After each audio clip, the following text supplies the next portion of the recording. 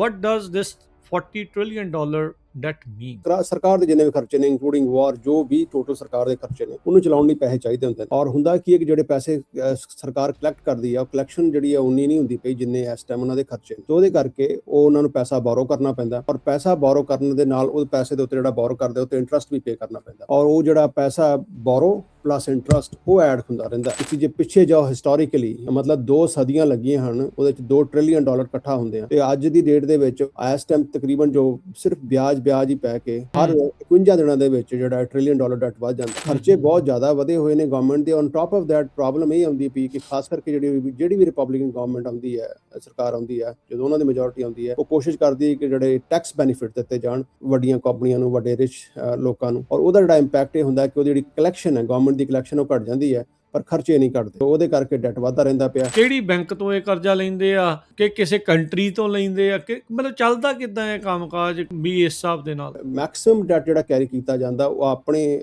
Citizens ਜਿਹੜਾ ਇਸ country ਦੇ US ਸਿਟੀਜ਼ਨ ਨੇ ਉਹੀ ਕੈਰੀ ਕਰਦੇ ਨੇ। $22.7 ਟ੍ਰਿਲੀਅਨ ਜਿਹੜਾ ਡੋਮੈਸਟਿਕ ਜਿਹੜਾ ਉਹ ਸਿਟੀਜ਼ਨ ਹੋਲਡ ਕਰਦੇ ਨੇ। ਬਾਕੀ ਇੰਟਰ ਗਵਰਨਮੈਂਟ ਜਿਹੜੇ ਹੈਗੇ ਨੇ ਜਿਹਦੇ ਵਿੱਚ ਆਪਾਂ ਤੁਹਾਡੀ ਸੋਸ਼ਲ ਸਿਕਿਉਰਿਟੀ ਹੋ ਗਿਆ ਹੋਰ ਬੈਨੀਫਿਟਸ ਕੰਪਨੀ ਜਿਹੜੀਆਂ ਹੈਗੀਆਂ ਨੇ ਉਹ 7 to 8 ਟ੍ਰਿਲੀਅਨ 20% ਉਹ ਕਰਦੀਆਂ। ਪਰ ਜੇ ਆਪਾਂ ਗੱਲ ਕਰੀਏ ਫੋਰਨ ਹੋਲਡਰਸ ਦੀ ਫੋਰਨ ਹੋਲਡਰ ਜਿਹੜਾ ਤਕਰੀਬਨ 9.3 which is less than ਚੌਥੇ 1/4 ਤੋਂ ਵੀ ਘੱਟ ਆ 23% ਡੈਟ ਵਿੱਚ ਹੋਲਡ ਕਰਦੀ ਹੈ ਫੋਰਨ ਗਵਰਨਮੈਂਟਸ। ਸੋ ਇਹਦੇ ਜੇ ਦੇਖੋ ਜੇ ਮੈਕਸਿਮਮ ਜੇ ਡਾਟਾ ਕਿਸੇ ਦਾ ਤਾਂ ਉਹ ਜਾਪਾਨ ਇਸ ਟਾਈਮ ਹੋਲਡ ਕਰਦਾ ਪਿਆ। ਜਾਪਾਨ ਦਾ $1.16 ਟ੍ਰਿਲੀਅਨ ਡੈਟ ਹੈ। ਇੱਕ ਨਾ ਕਲੌਕ ਦਿਖਾਉਨੇ ਆਪਾਂ ਨੈਸ਼ਨਲ ਡੈਟ ਦੀ ਵੀ ਇਸ ਟਾਈਮ ਚੱਲ ਕੀ ਰਿਹਾ ਕਿੰਨਾ ਟੋਟਲ ਓਵਰਆਲ ਕਰਜ਼ਾ। ਸੋ ਦੇਖੋ ਸਹੀ ਦੌੜ ਕਿੱਦਾਂ ਜਾਂਦੀ ਹੈ। ਦੌੜ ਲੱਗੀ ਪਈ ਆ ਇਸ ਦੀ ਪੂਰੀ ਵੀ ਇਹ ਨੈਸ਼ਨਲ ਡੈਟ 40 ਟ੍ਰਿਲੀਅਨ ਨੂੰ ਪਾਰ ਜਿਹੜਾ ਹੋ ਰਿਹਾ।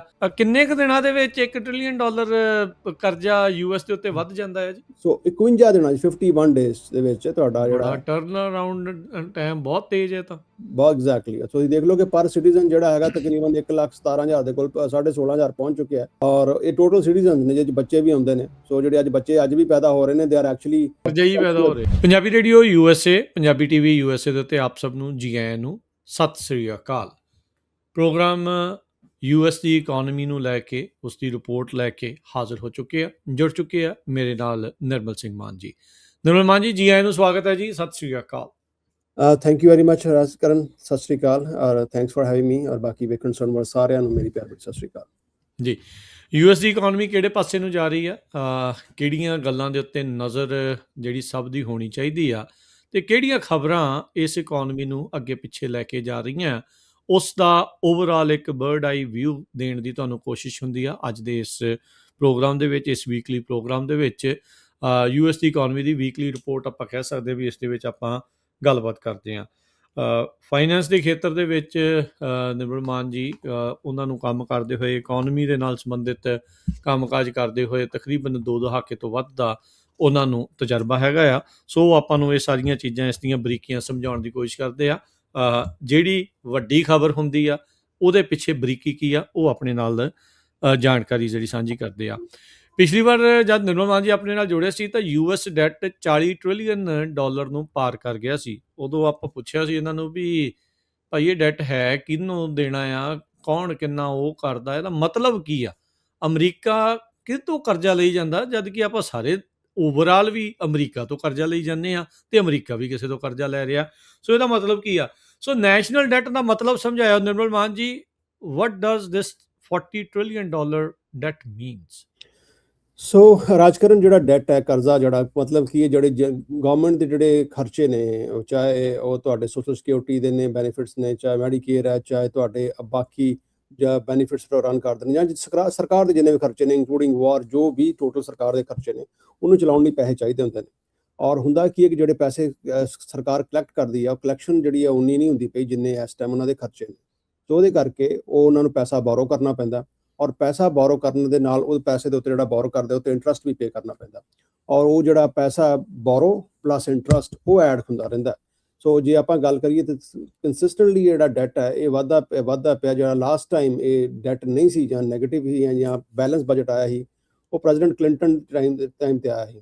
ਉਹਦੇ ਬਾਅਦ ਖਾਸ ਕਰਕੇ ਜਦੋਂ ਪ੍ਰੈਜ਼ੀਡੈਂਟ ਬੁਸ਼ ਨੇ ਵਾਰ 2 ਲੜਾਈਆਂ ਲੜੀਆਂ ਇੱਕ ਇਰਾਕ 'ਚ ਤੇ ਇੱਕ ਅਫਗਾਨਿਸਤਾਨ ਦੇ ਵਿੱਚ ਉਹਦੇ ਨਾਲ ਕਾਫੀ ਜ਼ਿਆਦਾ ਜਿਹੜਾ ਡੈਟ ਹੈ ਉਹ ਵੱਧ ਗਿਆ।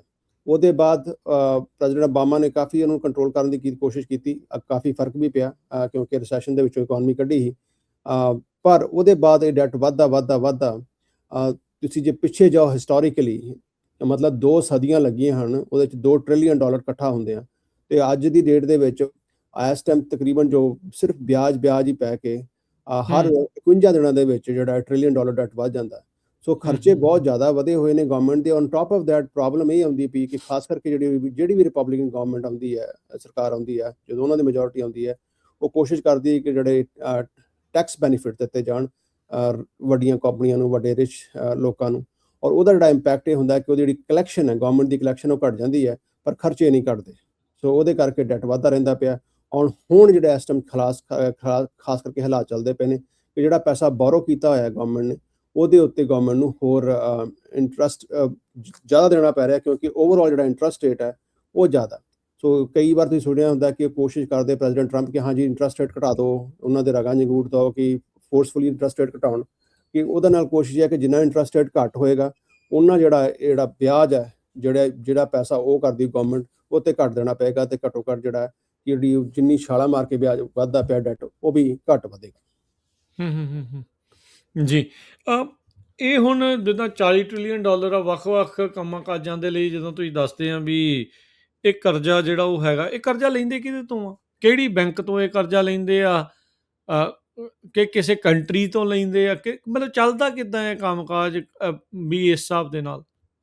ਸੋ ਇਹ ਇੱਕ ਬੜਾ ਵੱਡਾ ਮੁਗਾਲਤਾ ਹੈ ਕਿ ਕਹਿੰਦੇ ਕਿ ਜਿਹੜਾ ਕਿ ਮੈਕਸਿਮਮ ਡੈਟ ਜਿਹੜਾ ਕੈਰੀ ਕੀਤਾ ਜਾਂਦਾ ਉਹ ਆਪਣੇ ਸਿਟੀਜ਼ਨਸ, ਜਿਹੜਾ ਐਸ ਕੰਟਰੀ ਦੇ US ਸਿਟੀਜ਼ਨ ਨੇ, ਉਹੀ ਕੈਰੀ ਕਰਦੇ ਨੇ ਇੰਡੀਵਿਜੂਅਲ ਲੈਵਲ 'ਤੇ। ਜਿੱਦਾਂ ਆਪਾਂ ਪਹਿਲਾਂ ਵੀ ਪ੍ਰੋਗਰਾਮ ਕੀਤਾ ਸੀ ਟੀ ਬਿਲਸ ਦੇ ਉੱਤੇ, ਟੀ ਬੌਂਡਸ, ਟ੍ਰੈਜਰੀ ਬੌਂਡਸ ਦੇ ਉੱਤੇ, ਜਿਹੜੇ ਸ਼ਾਰਟ ਟਰਮ 1 ਸਾਲ ਤੋਂ ਲੈ ਕੇ 30 ਸਾਲ ਦੇ ਬੌਂਡਸ ਹੈਗੇ ਨੇ, ਜਿਹਨੂੰ ਵੇਚ ਕੇ ਪੈਸਾ ਗਵਰਨਮੈਂਟ ਕਲੈਕਟ ਕਰਦੀ ਹੈ ਔਰ ਜਿਹਦੇ ਉੱਤੇ ਰਿਟਰਨ ਦਿੰਦੀ ਹੈ।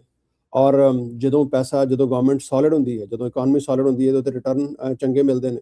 ਔਰ ਡੈਫੀਨਿਟਲੀ ਕਿਉਂਕਿ ਇਹ ਪੈਸਾ ਜਿਹੜਾ ਗਵਰਨਮੈਂਟ ਦੇ ਬੈਕ ਸਿਕਿਉਰ ਹੁੰਦਾ, ਤਾਂ ਵੀ ਇਹਦੇ 'ਚ ਲੋਕੀ ਇਨਵੈਸਟ ਕਰਦੇ ਨੇ। ਔਰ ਜਾਂ ਇੰਸਟੀਟਿਊਸ਼ਨ, ਚਾਹੇ ਫੈਡਰਲ ਬੈਂਕਸ ਨੇ, ਪ੍ਰਾਈਵੇਟ ਇਨਵੈਸਟਰਸ ਨੇ, ਪ੍ਰਾਈਵੇਟ ਫੰਡਸ ਨੇ, ਔਰ ਜਾਂ ਇੰਡੀਵਿਜੂਅਲ ਲੈਵਲ 'ਤੇ ਜੇ ਲੋਕੀ ਇਹਨੂੰ ਬਾਏ ਕਰਦੇ ਨੇ। ਸੋ ਅਬਾਊਟ $22.7 ਟ੍ਰਿਲੀਅਨ ਜਿਹੜਾ ਡੋਮੈਸਟਿਕ ਜਿਹੜਾ ਉਹ ਸਿਟੀਜ਼ਨ ਹੋਲਡ ਕਰਦੇ ਨੇ।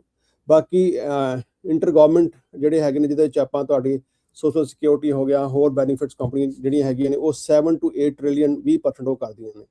ਪਰ ਜੇ ਆਪਾਂ ਗੱਲ ਕਰੀਏ ਦੂਜੀ ਫੋਰਨ ਹੋਲਡਰਸ ਦੀ, ਤਾਂ ਫੋਰਨ ਹੋਲਡਰ ਜਿਹੜਾ ਤਕਰੀਬਨ 9.3 ਵਿਚ ਇਜ਼ ਲੈਸ ਦੈਨ ਚੌਥੇ 1/4 ਤੋਂ ਵੀ ਘੱਟ ਆ, 23% ਡੈਟ ਹੋਲਡ ਕਰਦੀ ਹੈ ਫੋਰਨ ਇਨਵੈਸਟਮੈਂਟ, ਫੋਰਨ ਗਵਰਨਮੈਂਟਸ।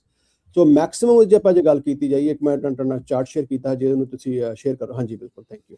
ਸੋ ਇਹਦੇ ਜੇ ਦੇਖੋ, ਜੇ ਮੈਕਸਿਮਮ ਜੇ ਡਾਟਾ ਕਿਸੇ ਦਾ, ਤਾਂ ਉਹ ਜਾਪਾਨ ਇਸ ਟਾਈਮ ਹੋਲਡ ਕਰਦਾ ਪਿਆ। ਜਾਪਾਨ ਦਾ $1.16 ਟ੍ਰਿਲੀਅਨ ਡਾਟਾ। ਹਮੇਸ਼ਾ ਜੇ ਆਪਾਂ ਇੱਕ ਵੱਡਾ ਇੱਕ ਹਵਾ ਬਣਾ ਕੇ ਰੱਖਿਆ ਜੀ ਚਾਈਨਾ ਕੋਲ ਬਹੁਤ ਡਾਟਾ, ਚਾਈਨਾ ਮਾਰਕੀਟ ਨੂੰ ਦੇ ਸਕਦਾ। ਸੋ ਚਾਈਨਾ ਦਾ ਜਿਹੜਾ ਚਾਈਨਾ ਡੈਟ ਉਹ ਕਰਦਾ US ਦਾ, ਉਹ $633 ਬਿਲੀਅਨ ਡੈਟ ਕਰਦਾ। ਸੋ ਇਹ ਬਹੁਤ ਹੀ ਇੱਕ, even though billions is a lot of money, but 1.3%, ਬਹੁਤ ਹੀ 1.5% of total debt। ਸੋ ਇਹ ਬਹੁਤ ਹੀ ਥੋੜਾ ਡੈਟ ਹੈਗਾ, ਔਰ ਕਾਫੀ it's lowest since 2008। Reason being ਕਿ ਕਾਫੀ ਜਿਹੜਾ ਡੈਟ ਹੈ ਉਹ ਆਪਣਾ ਚਾਈਨਾ ਨੇ ਇਹਨੂੰ ਡੰਪ ਕੀਤਾ ਮਾਰਕੀਟ ਦੇ ਵਿੱਚ ਪੈਨਿਕ ਕ੍ਰੀਏਟ ਕਰਨ ਵਾਸਤੇ। ਸੋ ਓਵਰਆਲ ਜਿਹੜਾ ਗੱਲ ਇਹ ਹੈ ਕਿ ਫੋਰਨ ਗਵਰਨਮੈਂਟਸ ਨੇ ਬਹੁਤ ਘੱਟ ਕੀਤਾ ਹੋਇਆ, ਔਰ ਡੋਮੈਸਟਿਕ ਜਿਹੜੇ ਨੇ, ਔਰ ਜਿੱਦਾਂ ਆਪਾਂ ਜੇ ਤੁਸੀਂ ਇਹਦੇ ਬਾਰੇ ਜ਼ਿਆਦਾ ਜਾਣਕਾਰੀ ਜੇ ਆਪਣੇ ਚਾਹੁੰਦੇ ਨੇ ਸਰੋਤੇ, ਤਾਂ ਸਾਡੇ ਪੁਰਾਣੇ ਪ੍ਰੋਗਰਾਮ ਜਿਹੜੇ ਆਪਾਂ ਇਹਦੇ ਉੱਤੇ ਕੀਤੇ ਨੇ ਇਕਾਨਮੀ ਉੱਤੇ, ਜਿਹਦੇ ਆਪਾਂ ਟ੍ਰੈਜਰੀ ਬਿਲਸ ਦੀ ਗੱਲ ਕੀਤੀ, ਉਹਨੂੰ ਜਾ ਕੇ ਦੇਖ ਲਓ ਕਿ ਕਿੱਦਾਂ ਉਹਨਾਂ ਉੱਤੇ ਤੁਹਾਨੂੰ ਗਵਰਨਮੈਂਟ ਜਿਹੜੀ ਆ ਉਹ ਇੰਟਰਸਟ ਦਿੰਦੀ ਹੈ, ਜਾਂ ਕਿੱਦਾਂ ਤੁਹਾਨੂੰ ਪੇ ਕਰਦੀ ਹੈ, ਕਿੱਦਾਂ ਉੱਤੇ ਪ੍ਰੀਮੀਅਮ ਦਿੰਦੀ ਹੈ। ਔਰ ਜਿਹੜਾ ਪ੍ਰੀਮੀਅਮ ਦਿੰਦੀ ਹੈ ਉਹ ਗਵਰਨਮੈਂਟ ਦਾ ਖਰਚੇ ਤੋਂ ਆਉਂਦੀ ਹੈ। ਉਹ ਜਿਹੜਾ ਤੁਹਾਨੂੰ ਜਿਹੜੇ ਉਹਦੇ ਉੱਤੇ ਵਿਆਜ ਮਿਲਦਾ ਟੀ ਬੌਂਡਸ ਦੇ ਉੱਤੇ, ਜਿਹੜਾ ਵੀ ਤੁਹਾਨੂੰ ਬੈਨੀਫਿਟ ਮਿਲਦਾ, ਉਹ ਟੋਟਲ ਨੈਸ਼ਨਲ ਡੈਟ ਦੇ ਵਿੱਚ ਐਡ ਹੁੰਦਾ। ਅੱਛਾ, ਹੁਣ ਜਿੱਦਾਂ ਇਹ ਆ ਵੀ ਜਾਪਾਨ ਸਭ ਤੋਂ ਜ਼ਿਆਦਾ 1.1 ਟ੍ਰਿਲੀਅਨ, UK 939 ਬਿਲੀਅਨ, ਚੀਨ 633, ਬੈਲਜੀਅਮ 482, ਕੈਨੇਡਾ 460।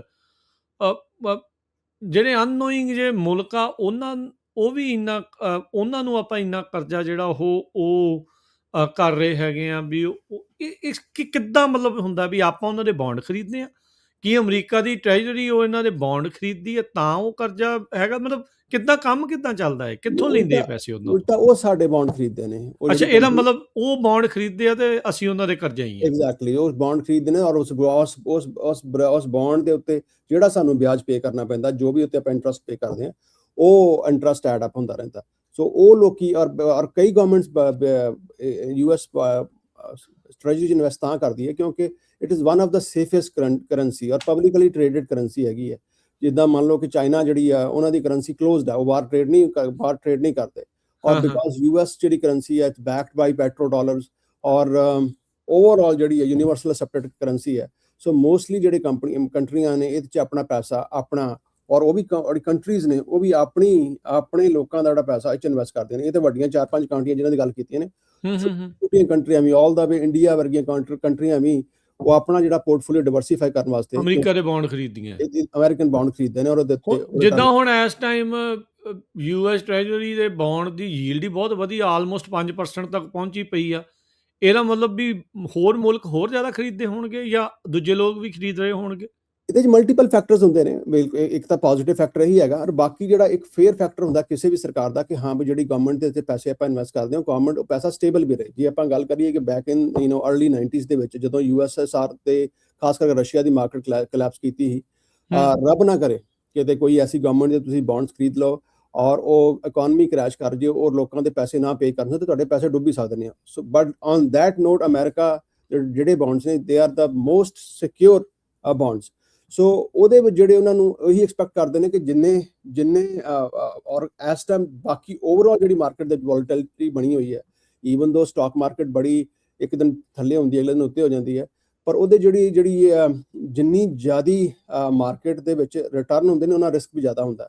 ਸੋ ਕੋਈ ਵੀ ਚਾਹੁੰਦਾ, ਜਿੱਦਾਂ ਅੱਗੇ ਵੀ ਆਪਾਂ ਪ੍ਰੋਗਰਾਮ ਕੀਤਾ, ਕਿ ਆਪਾਂ ਨੂੰ ਜੋ ਵੀ ਸਾਡੇ ਐਸੈਟਸ ਨੇ, 1/3 ਆਪਾਂ ਨੂੰ ਸੇਵਿੰਗਸ ਰੱਖੀਏ, 1/3 ਆਪਾਂ ਜੇ ਆਪਾਂ ਸਟਾਕ ਮਾਰਕੀਟ ਚ ਲਾਉਣੇ ਨੇ ਤਾਂ ਐਟਲੀਸਟ 1/3 ਆਪਾਂ ਬੌਂਡ ਮਾਰਕੀਟ ਚ ਲਈਏ, because this is the safest where you can get most of your money. ਸਭ ਤੋਂ ਜ਼ਿਆਦਾ ਰਿਟਰਨ ਮਿਲਦਾ ਹੈ ਔਰ ਸਭ ਤੋਂ ਜ਼ਿਆਦਾ ਸੇਫਟੀ ਦੇ ਨਾਲ। ਸੋ ਉੱਥੇ ਸੇਫਟੀ ਨੇ ਤਾਂ ਪੱਖਰ ਰੱਖਿਆ ਹੈ, ਔਰ ਇਸ ਟਾਈਮ ਜਿਹੜੀ ਮਾਰਕੀਟ ਦੀ ਵੋਲਟਿਲਿਟੀ ਹੈਗੀ ਹੈ, ਔਰ ਔਨ ਟਾਪ ਆਫ ਦੈਟ ਜਿਹੜਾ ਇੰਟਰਸਟ ਰੇਟ ਹਾਈ ਹੈ, ਇਨਫਲੇਸ਼ਨ ਹਾਈ ਹੈ, ਇਹ ਚੀਜ਼ਾਂ ਜਿਹੜੀਆਂ ਨੇ ਇਹ ਖਾਸ ਕਰਕੇ ਮੈਟਰ ਕਰਦੀਆਂ ਨੇ। ਤਾਂ ਕਰਕੇ ਜਿਹੜਾ ਇਸ ਟਾਈਮ ਹੈ, ਇਹ ਪ੍ਰੀਮੀਅਮ ਜ਼ਿਆਦਾ ਮਿਲਦਾ ਪਿਆ ਬੌਂਡ ਮਾਰਕੀਟ ਦੇ ਬਜਾਏ। ਜੇ ਇੰਟਰਸਟ ਰੇਟ ਥੱਲੇ ਚਲੇ ਜਾਣ, ਇਨਫਲੇਸ਼ਨ ਘਟ ਜੇ, ਤੇ ਜਿਹੜਾ ਰਿਟਰਨ ਮਿਲਣਾ ਉਹ ਘੱਟ ਮਿਲਣਾ ਸ਼ੁਰੂ ਹੋ ਜਾਂਦਾ। ਠੀਕ ਹੈ। ਸੋ ਇਸੇ ਲਈ ਇਹਨਾਂ ਦੀ ਕੋਸ਼ਿਸ਼ ਹੁੰਦੀ ਹੈ ਵੀ ਜਿਹੜੇ ਯੀਲਡ ਦੇ ਇੰਟਰਸਟ ਬਾੜੇ ਜ਼ਿਆਦਾ ਨਾ ਵਧਣ, ਐਗਜ਼ੈਕਟਲੀ। ਵੀ ਫਿਰ ਅਸੀਂ ਕਰਜ਼ਈ ਹੋਰ ਜ਼ਿਆਦਾ ਦੂਜੇ ਮੁਲਕਾਂ ਦੇ ਜਾਂ ਹੋਰ ਲੋਕਾਂ ਦੇ ਹੁੰਦੇ ਜਾਵਾਂਗੇ। ਬਿਲਕੁਲ, ਜੇ ਆਪਾਂ ਓਵਰਆਲ ਵੀ ਗੱਲ ਕਰੀਏ, ਦੇਖੋ ਹੁਣ ਜੇ ਜਿੱਦਾਂ ਪੈਂਡੈਮਿਕ ਦੇ ਵਿੱਚ ਇੰਟਰਸਟ ਰੇਟ ਇੰਨਾ ਘਟਾ ਦਿੱਤਾ ਸੀ, 2% 3% ਤੇ ਆ ਗਿਆ, ਔਰ ਜਿਹੜੇ ਜਿਸ ਬੰਦੇ ਨੂੰ ਉਸ ਟਾਈਮ ਦੇ ਵਿੱਚ ਮੌਰਗੇਜ ਲਈ ਹੈ 2 ਜਾਂ 3% ਜਾਂ 3.5% ਦੇ ਉੱਤੇ ਤੁਹਾਡਾ ਇੰਟਰਸਟ ਰੇਟ ਹੈਗਾ, ਤੁਸੀਂ ਕੋਸ਼ਿਸ਼ ਇਹੀ ਕਰੋਗੇ ਕਿ ਜੇ ਤੁਹਾਡੇ ਕੋਲ ਅੱਜ ਮੰਨ ਲਓ ਕਿ ਤੁਹਾਡੇ ਕੋਲ ਐਕਸਟਰਾ ਪੈਸਾ ਸਰਪਲਸ ਪਿਆ, ਤੇ ਹਰ ਬੰਦੇ ਤੇ ਇਨਵੈਸਟਮੈਂਟ ਹੁੰਦੀ ਹੈ ਕਿ ਜੇ ਮੈਨੂੰ 3% ਦੇ ਇੰਟਰਸਟ ਰੇਟ ਮੇਰਾ ਅਗਲੇ 30 ਸਾਲ ਵਾਸਤੇ ਲੌਕ ਹੈ, ਔਰ ਅੱਜ ਬੈਂਕ ਦੇ ਵਿੱਚ ਮੈਨੂੰ 4% ਜਾਂ 5.5% ਮਿਲਦਾ ਪਿਆ ਟੀ ਬੌਂਡ ਦੇ ਉੱਤੇ, why I'll pay it off. ਆਪਣਾ ਇਹ ਮਾਰਕੀਟ ਕਿਉਂ ਆਪਣਾ ਘਰਾਂ ਦਾ ਮੌਰਗੇਜ ਕਿਉਂ ਪੇ ਕਰੀਏ, because that is free money. Because ਜਿਹੜਾ ਮੈਂ ਉਹਨੂੰ ਪੇ ਕਰਨਾ, ਉਹ ਤੋਂ ਮੈਂ ਬੈਂਕ ਜਮ੍ਹਾਂ ਕਰਾਂਗਾ, ਜ਼ਿਆਦਾ ਪੈਸੇ ਮਿਲਣੇ, even with the safest option ਜਿਹੜਾ ਬੈਂਕ ਦਾ ਆਪਸ਼ਨ ਹੈਗਾ। ਸੋ ਇਹੀ ਗੱਲ ਹੈ ਕਿ ਕੋਸ਼ਿਸ਼ ਇਹੀ ਰਹਿੰਦੀ ਹੈ ਬਾਰ-ਬਾਰ ਕਿ ਇੰਟਰਸਟ ਰੇਟ ਘਟਾਇਆ ਜਾਏ, ਔਰ ਇੰਟਰਸਟ ਰੇਟ ਘਟਾਉਣ ਲਈ ਇਨਫਲੇਸ਼ਨ ਦਾ ਘਟਣਾ ਵੀ ਬਹੁਤ ਜ਼ਰੂਰੀ ਹੈ। ਔਰ inflation is also another factor ਜਿਹਦੇ ਕਰਕੇ ਮਾਰਕੀਟ ਜਿਹੜੀ ਹੈ ਡਿਸਟਰਬ ਹੁੰਦੀ ਹੈ। ਔਰ ਜਿਹੜਾ ਸਭ ਤੋਂ ਵੱਡਾ ਰਿਸਕ ਇਹੀ ਬਣਿਆ ਰਹਿੰਦਾ ਕਿਸੇ ਇਕਨੋਮੀ ਵਾਸਤੇ ਵੀ, ਕਿ ਜੇ ਇਨਫਲੇਸ਼ਨ ਨਾ ਕੰਟਰੋਲ ਹੋਈ, ਔਰ ਦੂਜੀ ਗੱਲ ਜਿਹੜੀ ਸਭ ਤੋਂ ਵੱਡੇ ਖਤਰੇ ਦੀ ਗੱਲ ਹੈ ਕਿ ਜਿਹੜੇ ਫੋਰਨ ਇਨਵੈਸਟਰ ਨੇ, ਚਾਹੇ ਉਹ 23% ਨੇ, ਜੇ ਉਹਨਾਂ ਨੇ ਪੈਸੇ ਖਿੱਚਣੇ ਸ਼ੁਰੂ ਕਰ ਦਿੱਤੇ, ਜਦ ਚਾਈਨਾ ਨੇ ਆਪਣੇ ਕਾਫੀ ਜਿਹੜੇ ਡੰਪ ਕੀਤੇ ਨੇ, ਜਾਂ ਹੋਰ ਕੰਟਰੀਆਂ ਵੀ ਕੱਲ ਨੂੰ ਜਾਪਾਨ ਜਾਂ UK ਔਰ ਬਾਕੀ ਕੰਪਨੀਆਂ ਵੀ ਆਪਣਾ ਜਿਹੜੇ ਨੇ ਉਹ ਟ੍ਰੈਜਰੀ ਨੂੰ ਡੰਪ ਕਰਨਾ ਸ਼ੁਰੂ ਕਰ ਦਿੰਦੀ ਨੇ, ਉਹਦੇ ਨਾਲ ਪੈਨਿਕ ਕ੍ਰੀਏਟ ਹੋ ਕੇ ਇਧਰੋਂ ਤੇ ਵੱਧ ਜਾਏਗਾ ਓਵਰਆਲ, ਪਰ ਇੰਟਰਸਟ ਰੇਟ ਤੇ ਇਨਫਲੇਸ਼ਨ ਵੱਧ ਜਾਂਦੀ ਹੈ। ਸੋ ਹੋ ਸਕਦਾ ਜੇ ਆਪਾਂ ਉਸ ਰਾਊਟ ਤੇ ਚੱਲੀ ਜਾਈਏ ਔਰ ਇਨਫਲੇਸ਼ਨ ਨਾ ਕੰਟਰੋਲ ਕੀਤਾ ਗਿਆ, ਔਰ ਇਨਵੈਸਟਰਸ ਕਿਤੇ ਨਾ ਬਾਹਰੋਂ ਪੁੱਲ ਕਰਨ ਲੱਗ ਪਏ, ਉਹਦੇ ਮਲਟੀਪਲ ਕਾਰਨ ਇਹ ਹੈ ਕਿ ਹਾਂ ਵੀ ਇੱਕ ਹੋ ਸਕਦਾ ਕਿ ਕੌਨਫੀਡੈਂਸ ਲੂਜ਼ ਕਰ ਜੇ ਦੂਜੀ ਗਵਰਨਮੈਂਟਸ। ਔਰ ਦੂਜੀ ਗੱਲ ਇਹ ਵੀ ਹੈ ਕਿ ਜੇ ਤੁਹਾਡਾ US ਦੇ ਨਾਲ ਇਸ ਟਾਈਮ ਚੰਗੇ ਸਬੰਧ ਨਹੀਂ ਹੈਗੇ, ਕਿ ਉਹ ਇੱਕ ਰਿਟੈਲੀਏਟਰੀ ਤਰੀਕਾ ਹੁੰਦਾ ਕਿ ਆਪਾਂ ਤੁਹਾਡੇ ਬੌਂਡਸ ਨਹੀਂ ਖਰੀਦਣ, ਜਿਹੜੇ ਤੁਹਾਡੇ ਪੈਸੇ ਨੇ, ਈਵਨ ਦੋ ਦੂਜੀ ਕੰਪਨੀ ਪੈਸੇ ਬਣਾ ਰਹੀ ਹੈ, ਪਰ ਉਹਨਾਂ ਪੈਸਾ ਇਹਨਾਂ ਵੀ ਇੱਥੇ ਇਨਵੈਸਟ ਕੀਤਾ ਹੋਇਆ, ਇਸ ਕੰਟਰੀ ਦੇ ਵਿੱਚ, ਜਿਹਦੇ ਨਾਲ ਇਹ ਵਾਰ ਚੱਲ ਰਹੀ ਹੈ ਜਾਂ ਇਹ ਸਿਸਟਮ ਚੱਲਦਾ ਪਿਆ। ਹੂੰ ਹੂੰ ਤੋ ਜੇ ਉਹ ਬਾਈ ਆਊਟ ਬੰਦ ਕਰ ਦੇਣ ਤਾਂ ਇਹਦਾ ਲੌਂਗ ਟਰਮ ਇੰਪੈਕਟ ਇਹ ਹੁੰਦਾ ਕਿ ਤੁਹਾਡੀ ਜਿਹੜੀ ਇਨਫਲੇਸ਼ਨ ਹੈ ਉਹ ਹਮੇਸ਼ਾ ਵਾਸਤੇ ਵੱਧ ਜਾਂਦੀ ਹੈ, ਮਹਿੰਗਾਈ ਵੱਧ ਜਾਂਦੀ ਹੈ। ਔਰ ਜਿੱਦਾਂ ਇਹੀ ਪ੍ਰੋਬਲਮ ਹੁੰਦੀ ਹੈ ਕਿਸੇ ਵੀ ਡਿਵੈਲਪਿੰਗ ਜਾਂ ਅੰਡਰ ਡਿਵੈਲਪ ਕੰਟਰੀ ਦੀ, ਆਪਾਂ ਦੇਖੀਏ ਕਿ ਉੱਥੇ ਮਹਿੰਗਾਈ ਹਮੇਸ਼ਾ ਹੀ ਵੱਧ ਰਹਿੰਦੀ ਹੈ। ਆਪਾਂ ਜੇ ਗੱਲ ਕਰ ਲਈ ਇੰਡੀਆ ਦੀ, ਤਾਂ ਇਹ ਮੈਨੂੰ ਨਹੀਂ ਯਾਦ ਕਿ ਕਦੇ ਵੀ ਇਹ 7 8 10% ਤੋਂ ਰੇਟ ਇੰਟਰਸਟ ਰੇਟ ਕਦੇ ਘੱਟ ਵੇਖਿਆ ਹੋਣਾ। And that's the primary reason ਕਿ ਨਾ ਉਹਨਾਂ ਕਰੰਸੀਆਂ ਦੀ ਸਟੇਬਿਲਿਟੀ ਹੈ, ਨਾ ਉਹਨਾਂ ਓਵਰਆਲ ਮਾਰਕੀਟ ਦੇ ਵਿੱਚ ਕੌਨਫੀਡੈਂਸ ਹੈਗਾ। ਸੋ ਗਵਰਨਮੈਂਟ ਦੀ ਕੋਸ਼ਿਸ਼ ਇਹੀ ਹੈ ਕਿ ਇੰਟਰਸਟ ਰੇਟ ਘਟਾਏ ਜਾਣ, ਔਰ ਜਿਹੜਾ ਪੈਟਰੋ ਡਾਲਰ ਹੈ ਜਾਂ ਡਾਲਰ ਦੇ ਵਿੱਚ ਓਵਰਆਲ ਵਰਲਡ ਦਾ ਕੌਨਫੀਡੈਂਸ ਜਿਹੜਾ ਉਹ ਜ਼ਿਆਦਾ ਵਧੇ। ਜੀ ਜੀ। ਜਿੱਦਾਂ ਹੁਣ ਟ੍ਰੇਡ ਵਾਰ ਜੀ ਜਿਹੜੀ ਇੱਕ ਹਿਸਾਬ ਦੇ ਨਾਲ ਆਪਣੇ ਗਵਾਂਢੀਆਂ ਦੇ ਨਾਲ ਤੁਰ ਪਈ ਆ, ਤੁਸੀਂ ਮਾਰਕੀਟ ਦੀ ਗੱਲ ਵੀ ਕੀਤੀ ਸੀ, ਉਹ ਤਾਂ ਕਦੀ ਕਦੀ ਹੁਣ ਇਹ ਪੈਟਰਨ ਬੰਦਾ ਦੇਖਦਾ ਹੀ ਆ, ਸਾਰੇ ਜਣਿਆਂ ਨੂੰ ਸਮਝ ਆਉਂਦਾ ਹੀ ਆ ਵੀ ਮਾਰਕੀਟ ਮੈਨੂਪੂਲੇਸ਼ਨ ਵੱਡੇ ਪੱਧਰ ਦੇ ਉੱਤੇ ਚੱਲ ਰਹੀ ਆ।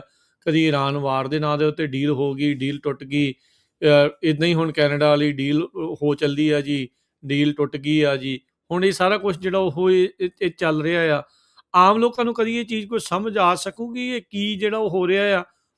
ਪਰ ਇਹ ਆ ਵੀ ਓਵਰਆਲ ਹੈ ਪਾਪੂਲੇਸ਼ਨ ਦੀ ਭਾਵਨਾ ਜਾਂ ਜਨਰਲ ਪਬਲਿਕ ਭਾਵਨਾ ਨੂੰ ਕਾਫੀ ਜ਼ਿਆਦਾ ਉੱਤੇ ਥੱਲੇ ਜਿਹੜਾ ਇਸ ਤਰੀਕੇ ਨਾਲ ਕੀਤਾ ਜਾ ਰਿਹਾ।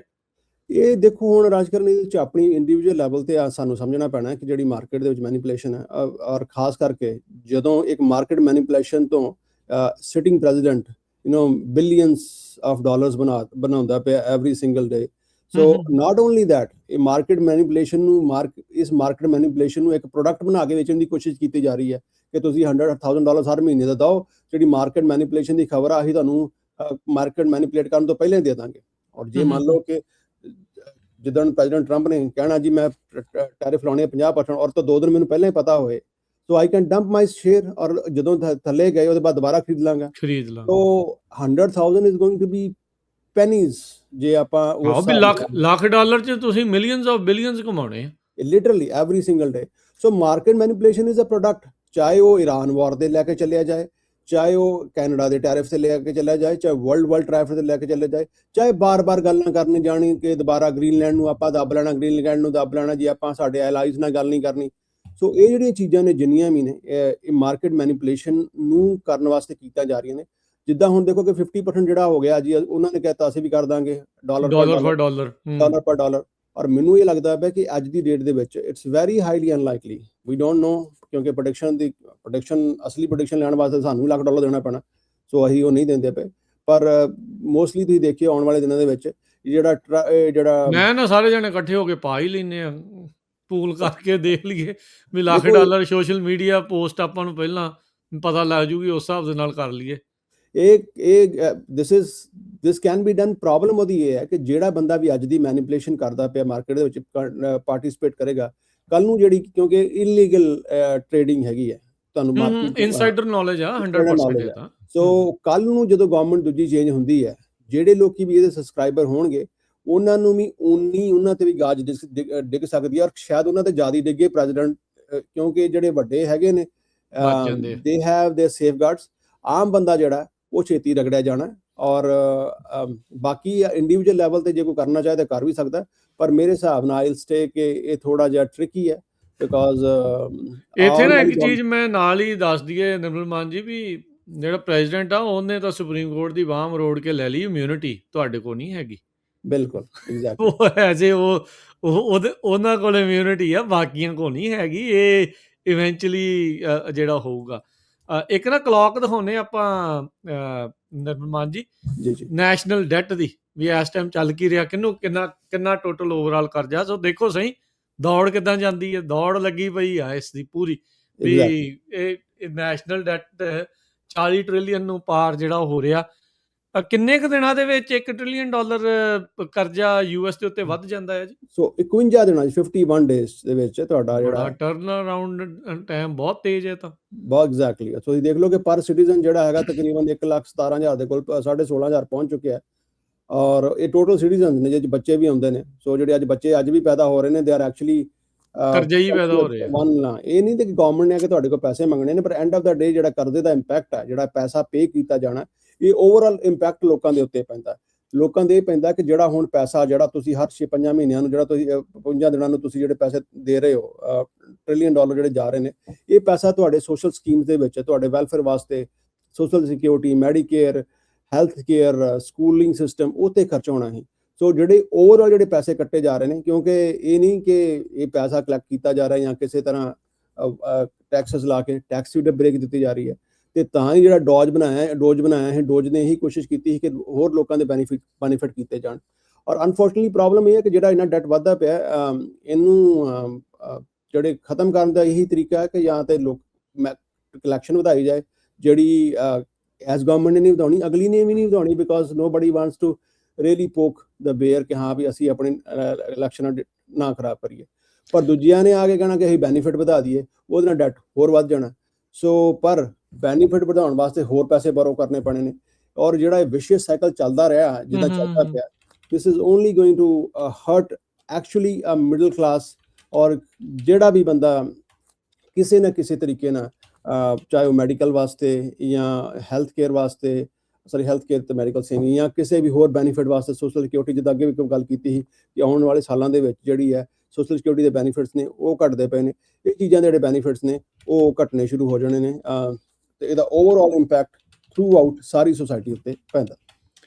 ਹੁਣ ਤੁਸੀਂ ਦੇਖੋ ਵੀ ਟੈਕਸ ਪੇਅਰ ਦੇ ਉੱਤੇ 3.5 ਲੱਖ ਤੋਂ ਵੱਧ ਦਾ ਕਰਜ਼ਾ, 3,60,000 ਤੋਂ ਜਿਹੜਾ ਉਹ ਹੈਗਾ ਹੈ, ਤੇ ਕਿਉਂਕਿ ਸਾਰੇ ਟੈਕਸ ਪੇਅਰ ਨਹੀਂ ਨਾ ਹੁੰਦੇ ਉਹਨਾਂ ਦੇ ਵਿੱਚੋਂ। ਜਿਹੜਾ ਬੱਚਾ 18 ਸਾਲ ਤੋਂ ਥੱਲੇ, ਉਹ ਤੇ ਟੈਕਸ ਪੇਅਰ ਹੈ ਨਹੀਂ, ਉਹ ਟੈਕਸ ਪੇਅਰ ਹੈ ਨਹੀਂ। ਬਜ਼ੁਰਗ ਵੀ ਜਿਹੜੇ ਉਹ ਹੈਗੇ ਆ। ਟ੍ਰੈਜਰੀ ਰਿਜ਼ਰਵ 32 ਟ੍ਰਿਲੀਅਨ ਆ, ਕਰਜ਼ਾ ਜਿਹੜਾ ਉਹ 40 ਟ੍ਰਿਲੀਅਨ ਆ। ਇੱਥੇ ਬੰਦੇ ਨੇ 3 ਲੱਖ ਦਾ ਵੀ ਘਰ ਲੈਣਾ ਹੋਵੇ, ਉੱਥੇ ਜਿਹੜੀ GDP ਤੋਂ ਡੈਟ ਟੂ ਜਿਹੜੀ ਉਹ ਰੇਸ਼ੋ ਵੇਖੀ ਜਾਂਦੀ ਆ ਵੀ ਕਿੰਨੀ ਹੈਗੀ ਆ, DTI, ਡੈਟ ਟੂ ਜਿਹੜੇ ਇੰਟਰਸਟ, ਉਹ ਜਿਹੜੀਆਂ ਸਾਰੀਆਂ ਚੀਜ਼ਾਂ ਇਸ ਟਾਈਮ ਅਮਰੀਕਾ ਦੇ 122% ਆ। ਹੁਣ ਤੁਸੀਂ ਆਪ ਅੰਦਾਜ਼ਾ ਲਾ ਲਓ ਕਮਾਈ ਕਿੰਨੀ ਆ ਤੇ ਲਾਗਤ ਕਿੰਨੀ। ਬਿਲਕੁਲ। ਔਰ ਕਈ ਕਿਤੇ ਨਾ ਕਿਤੇ ਵੀ ਰਾਜਕਰਨ ਕਿਆਫੇ ਲੱਗ ਰਹੇ ਨੇ ਕਿ ਆਉਣ ਵਾਲੇ ਟਾਈਮ ਦੇ ਵਿੱਚ ਮਾਰਕੀਟ ਨੂੰ ਇਹਨੂੰ ਇਕੁਅਲਾਈਜ਼ ਕਰਨ ਵਾਸਤੇ ਜਾਂ ਇਹਨੂੰ ਰੀਸੈਟ ਕਰਨ ਵਾਸਤੇ ਗਵਰਨਮੈਂਟ ਚਾਹੁੰਦੀ ਹੈ ਇੱਕ ਵੱਡਾ ਰਿਸੈਸ਼ਨ ਆਏ, ਤੇ ਵੱਡੇ ਰਿਸੈਸ਼ਨ ਦੇ ਨਾਲ ਜਿਹੜੇ ਇੰਟਰਸਟ ਰੇਟ ਡਰਾਸਟਿਕਲੀ ਡਿੱਗਣਗੇ ਔਰ ਬਹੁਤ ਸਾਰੇ ਜਿਹੜੇ ਖਰਚੇ ਨੇ ਉਹ ਕੱਟ ਆਫ ਹੋਣਗੇ। ਸੋ ਇਹ ਔਰ ਜੋ ਹਾਲਾਤ ਚੱਲਦੇ ਪਏ ਨੇ, ਖਾਸ ਕਰਕੇ ਇਨਫਲੇਸ਼ਨ ਦੇ ਔਰ ਬਾਕੀ ਜਿਹੜੀ ਅਨਸਰਟਨਟੀ ਮਾਰਕੀਟ ਦੀ ਹੈਗੀ ਹੈ, ਜਾਂ ਟੈਰਿਫਸ ਦੀ ਔਰ ਵਾਰ ਦੀ, ਇਹਨਾਂ ਚੀਜ਼ਾਂ ਦੇ ਚੱਲਦਿਆਂ ਓਵਰਆਲ ਰਿਸੈਸ਼ਨ ਦੇ ਜਿਹੜੇ ਚਾਂਸਸ ਨੇ ਉਹ ਕਾਫੀ ਵੱਧ ਗਏ ਨੇ। ਔਰ ਤਾਂ ਹੀ ਆਪਾਂ ਅੱਗੇ ਵੀ ਪ੍ਰੋਗਰਾਮ ਗੱਲ ਕਰਦੇ ਹੁੰਦੇ ਹਾਂ ਕਿ ਐਟਲੀਸਟ ਜੋ ਹਾਲਾਤ ਚੱਲਦੇ ਪਏ ਨੇ ਐਜ਼ ਅ ਇੰਡੀਵਿਜੂਅਲ ਲੈਵਲ ਦੇ ਉੱਤੇ, ਕਿਉਂਕਿ ਇਕਨੋਮੀ ਜੇ ਖਰਾਬ ਹੋਈ ਤਾਂ ਸਾਰੇ ਪਾਸੇ ਟੋਟਲ ਇੰਪੈਕਟ ਪੈਣਾ, ਤਾਂ ਕੋਸ਼ਿਸ਼ ਬੰਦਾ ਇਹੀ ਕਰੇ ਕਿ ਐਟਲੀਸਟ 3 ਤੋਂ 6 ਮਹੀਨੇ ਦੇ ਆਪਣੇ ਰਿਜ਼ਰਵਸ ਰੱਖੇ।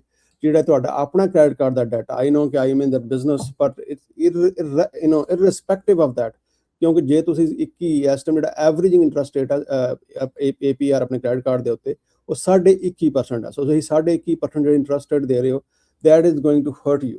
ਔਰ ਜੇ ਓਵਰਆਲ ਇਕਨੋਮੀ ਦੇ ਉੱਤੇ ਇੰਨਾ ਵੱਡਾ ਇੰਪੈਕਟ ਪਿਆ, ਉਹ ਬਹੁਤ ਵੱਡਾ ਨੁਕਸਾਨ ਹੋਣਾ। ਬਾਕੀ ਚੀਜ਼ਾਂ ਜਿਹੜੀਆਂ ਨੇ, ਆਪਣੀਆਂ ਚੀਜ਼ਾਂ ਨੂੰ ਰੀਵੈਲੂਏਟ ਕੀਤਾ ਜਾਏ ਤੇ ਉਹਨੂੰ ਕਿੱਦਾਂ ਕਰ ਸਕਦੇ ਹਾਂ ਆਪਾਂ।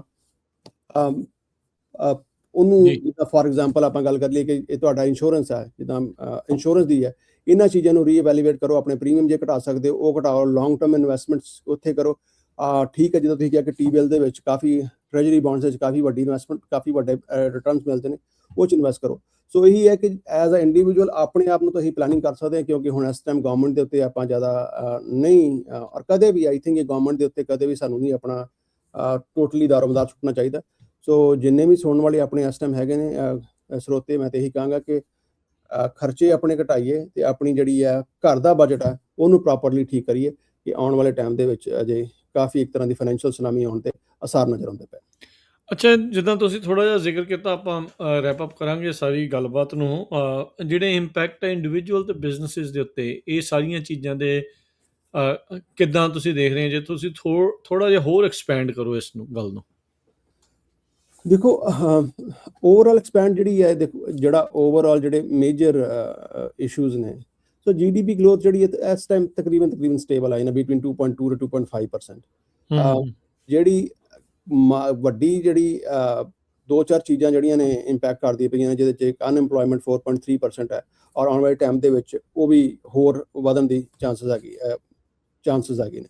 ਤੁਹਾਡੀ ਘਰਾਂ ਦੀ ਕੀਮਤ ਜਿਹੜੀ ਆ ਉਹਨਾਂ 'ਤੇ ਆਉਣ ਵਾਲੇ ਟਾਈਮ ਦੇ ਵਿੱਚ ਇੰਪੈਕਟ ਪੈਣਾ, ਆਲਰੇਡੀ ਪੈ ਰਿਹਾ।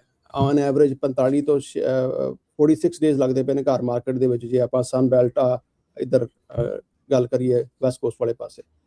ਸੋ ਗੈਸ ਦੇ ਪ੍ਰਾਈਸਿਸ ਜਿਹੜੇ ਨੇ ਉਹ ਜ਼ਿਆਦਾ ਹਾਈ ਨੇ। ਸੋ ਗੈਸ ਦੇ ਪ੍ਰਾਈਸ ਹੁਣ ਹਾਈ ਕਰਕੇ, ਡੀਜ਼ਲ ਦੇ ਹਾਈ ਪ੍ਰਾਈਸ ਕਰਕੇ ਹੁਣ ਓਵਰਆਲ ਇਨਫਲੇਸ਼ਨ ਉਧਰੋਂ ਵੱਧਦੀ ਪਈ ਹੈ।